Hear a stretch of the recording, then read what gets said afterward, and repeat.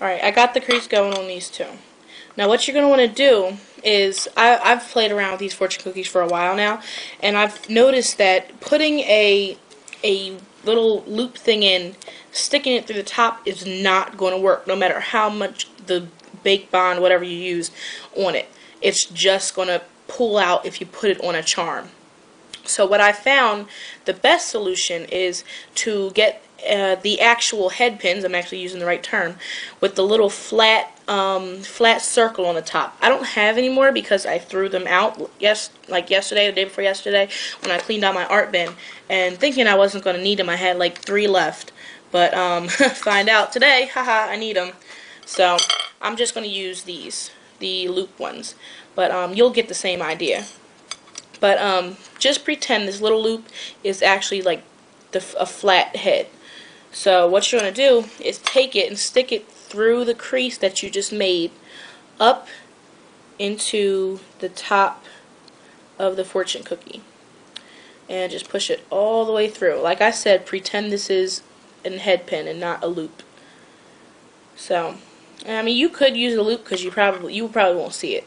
But once you've done that, take your fortune cookie and just bend it down into a better fortune cookie shape. And then, there you go. Set this one aside. And then you're going to take your other one and do the same thing. I'm only making 2 just because I don't want to waste clay. But, you get the idea. These are great because if you have a big piece of gold clay and you have smaller circles, you can make 5, 6 at a time. And these are by far the easiest to make, in my opinion. But stick that through, pull it up, and then just squeeze it down.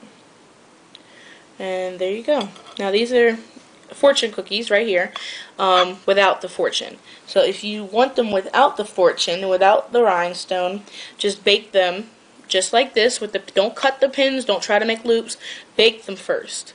Bake them according to the instructions on your packaging, whatever clay you're using.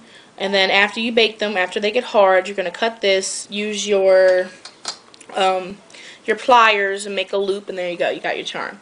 But I'm gonna put a fortune in these. So what you're going to do is take your white clay, condition it, not a lot of conditioning because it's about the size of a pea. Roll it out. Oh, another thing, wash your hands before you use white. It just happened.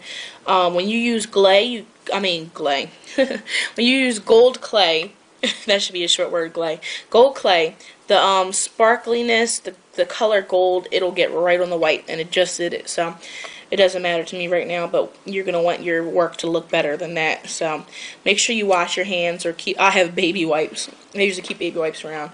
But roll it into a little snake. Roll the snake flat, and then what you're going to do, there's a big old piece of gold in there right now, but that's alright. Cut it into like a little sheet of paper, like a little fortune.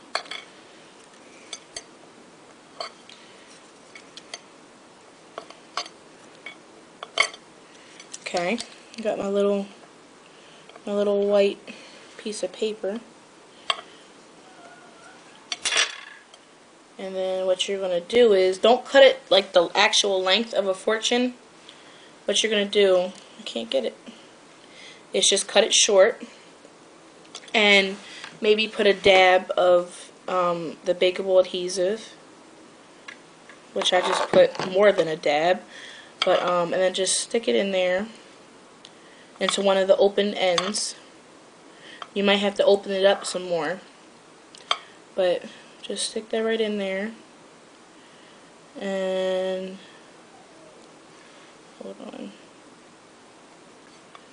put it too far in, there you go, and just squeeze it gently, just enough so it adheres to it. And there you go, you got your little fortune cookie with your little fortune.